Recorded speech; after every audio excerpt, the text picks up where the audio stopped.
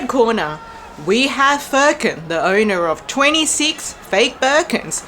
I buy fakes and so what? And in the blue corner, we have True, who only buys authentics or at least contemporary dupes. Ew, fakes are so wrong. If you can't afford it, then just buy a contemporary dupe instead.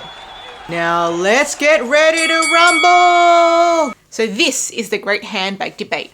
Fakes versus authentics. Now every debate has two sides of the story. So let's take a look at some proposed pros and cons of each side, and you can chime in on what you think you agree with and what you think you don't agree with. Now, these are proposed pros and cons from real life people in the comment section, and I also have an article which I'll link down below. So let's start with the drumroll fakes. Okay, so let's go with pros and cons of the fakes first, and then we'll do pros and cons of the originals. So pro number one of a fake, obviously, is price. This is the main driver of why people buy fakes. The price is much lower, so for people who can't afford it, they can now have an avenue to get it. And for the people who simply say it doesn't make sense to spend that much on a bag, whether or not they can or can't afford it, it also gives them an avenue to get the bag, not necessarily meaning they can't afford it. This means that more money can be put towards more important things in life rather than a material luxury item. Pro number two, more freely use a bag. So what I mean by that is you don't have to baby a bag as much when you didn't pay as much for it. So any little color transfer, any little damage, any little crack, or even if the bag gets stolen, just say for example you're on vacation, it's not going to hurt you so much because you didn't just spend thousands upon thousands on this bag. If it gets damaged, if you use it till it's beat up, then you just were able to freely use it to its full capacity as what it is, a material item, a bag. So pro number three, no games from these luxury fashion houses. No needing to kiss ass to a sales associate who's just going to run game on you and make you spend more and more and more just to get a bag you want. Or, oh, it's out of stock, or you'd actually got offered to a VIP and you're not a VIP, so it's out of stock for you. Now, this is something that I know does annoy real life authentic shoppers. And as I said in a previous video where I talked about how rich women buy fake bags, women do not like to get played, especially by luxury fashion houses. I know some people willingly participated, but no one actually likes it. And that's probably why a lot of these rich women who can afford it buy fake bags. Okay, now pro number four, the quality is actually getting better and better. Like we're at the super fake quality now, where it's so identical, you need a microscope to be able to tell the difference. How good is that? So the quality for money on these fakes, they're going up and up. Now let's talk about some cons of the fakes. So number one, it is stealing the intellectual property that belongs to these fashion houses. It is stealing the use of their logo and the use of their designs. Now, con number two, so there is a murky industry associated with how these bags are produced and distributed. So there's allegedly mafia or gangs, trafficking, child labor, undisclosed working conditions. So there's this dark cloud around what the industry actually looks like and what that money is used to facilitate when you buy these bags. Con number three, misrepresentation to the consumers. So there are consumers who are being sold fakes but being told they're authentics. So there is people who are being duped and frauded into buying these fakes thinking they're the real thing. And there are a lot of YouTubers themselves and myself have been victims of this type of misrepresentation. And con number four, counterfeits themselves are actually illegal. So there are legal ramifications even for the consumer if you were to be caught with them in your possession. Say traveling to certain countries like France, if you have a fake, that could land you in hot water. Okay, so now let's look at the authentic side of the coin. So I've got 4 pros and 4 cons for you. So pro number one, this is the most obvious. This is actually the true item itself. The fashion house have created an idol of a bag and it's made everyone covet it. And this is actually the authentic item that everyone covets. No one covets a fake. No one says, oh, when I grow up, I want to buy a fake bag. No. So this is actually the true blue item. So pro number two, these fashion houses do offer some aftercare for their bag. So if you do have, particularly within a short period of time, some sort of unexpected issue with the bag, they will take care of you as a customer and they will provide aftercare for you. I don't really think that these fake sellers are going to give you aftercare. I think it's just like a done deal once you've bought it and got it in your hands. Like whatever happens to it is your problem after that. Pro number 3, it is a status symbol. I know this sounds a little bit like, oh, I don't really care about status. I don't care what people think about me. But whether it matters to you or not, these luxury items are a status symbol. They do have that internal inherent element to it. That when people see a Chanel, they see a Louis, they see a Hermes, that automatically puts an idea of status into people's minds. Pro number 4, these are potential heirloom items. They are something that you can use to actually pass down and provide a connection between different generations of women or men in their families. And it can really hold a lot of sentimental value when you use it as an heirloom. Fakes are something that don't tend to hold sentimental value and then don't inherently have that potential ability to be an heirloom. Of course, you can pass fakes to other family members, but it doesn't often create that sense of connection.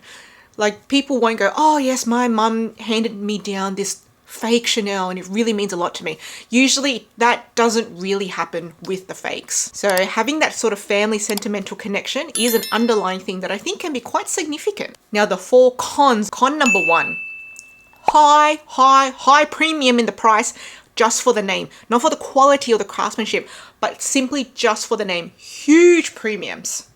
Now connected to that is not value for money for the quality and craftsmanship. And this is something that I talked a lot about in my last video about how the fake handbag industry affects you, which I'll link up above. A lot of women are complaining, authentic buyers, they're complaining, paying more, getting less, paying more, quality declining. So not value for money in terms of quality and craftsmanship. Con number 3, psychological games. When we're trying to buy something, we're not trying to play games. A game may be brought to our door so that we can have it and can jump through hoops like good little customers. But we don't like it. It can really stress you out. We already have enough real life stresses, let alone is handbag buying stress. Not good for your mental health to play games just to buy a bag. And con number 4, there is some deception when it comes to these bags. A lot of people talk about, oh, the fake industry, so much deception there. But actually, there is deception in the authentic industry, particularly in the made in tags.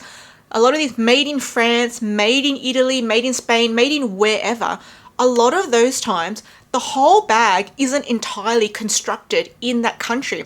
A lot of the times, the parts and some of the bag is already pre-assembled or had their assembly line done in other countries, including China, where all the fakes are from.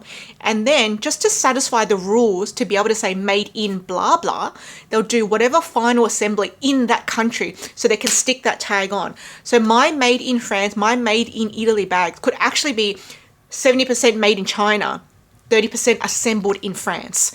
You see, there is some deception in the authentic bags there as well. Now, I want you guys to chime in. Do you agree or do you disagree with some of these pros and cons that I've mentioned today? As I said, a lot of these came from real life people in the comment section down below and also from the article that I've linked down below.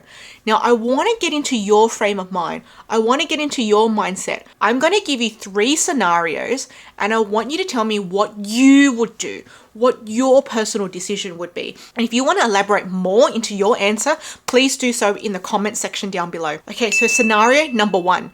You've had an idea of what your holy grail bag has been for the last 5 years. You've been thinking about this same bag for the last 5 years, but you've been in your job for a couple of years now and your wage, there's no promotion coming for you. There's no salary increase coming for you. Rising costs of living means that it's going to be either impossible or you're going to have to put yourself in some sort of stupid debt to get this bag. But you can't let go of this bag in your mind. You just, for some reason, it's just you're craving this bag. Okay, so what do? Option A, buy authentic no matter how long it takes. Option B, buy a replica. You can afford it now, just get it now and scratch that itch. Option C, buy a pre-loved version or a contemporary dupe. And option D, it's not that simple. I'm going to have to elaborate more in the comments. I want you to really think about this, guys, before you answer, okay? And then tell me A, B, C, or D. Okay, now scenario number 2. So you've just come back from a wonderful holiday, but your designer bag was stolen, completely ruined your holiday, and now you're really upset about it. You really, really enjoyed having this bag in your collection and you want to replace it. You want it back in your collection. But you're a little bit traumatized by having your bag stolen. You weren't mugged or anything, you were safe, but your bag was stolen. Now you've got the money ready to go to replace it with an authentic, but you're kind of thinking, what if it gets stolen again? Does that really make sense to spend another couple of $1,000 on this bag? So money isn't the issue here. It's just a matter of, does that make sense for you? Okay, so let's go through the options again. Option A, buy the authentic replacement. Option B, buy a replica. Option C, just go for a pre-loved or a contemporary dupe. And option D, it's not that simple. I'm gonna have to elaborate in the comments. And I get it, guys. Life is not just a 2D scenario. We have lots of other factors and what ifs to consider. But if any of these answers fit into what you would decide, then pick one of those answers. Otherwise, elaborate in the comment section and give me all the details, all the what ifs you want to go through with me so I can read about it in the comment section down below. Okay, now scenario 3. A hot, trendy bag just came out and you're in love with it. You're like, oh, I need that bag. Now, you know it's super trendy. It could go out of style in just 2 years, but you just can't get it off your mind. You really want it. Now, because it is a hot new release and it is in season, the price is a little bit more than what you would pay for a classic, but you just really, really want it.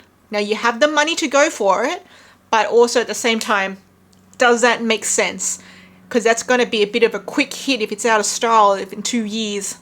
Okay, now let's go through the options again. Option A, buy the authentic. Screw it. Don't worry about the money. Option B, just get a replica. It's not going to last long in fashion. No point investing thousands when in 2 years it's not going to be worth much because no one will want it. Option C, get something similar, maybe a contemporary dupe. And option D, it's not that simple. I need to elaborate more in my answer.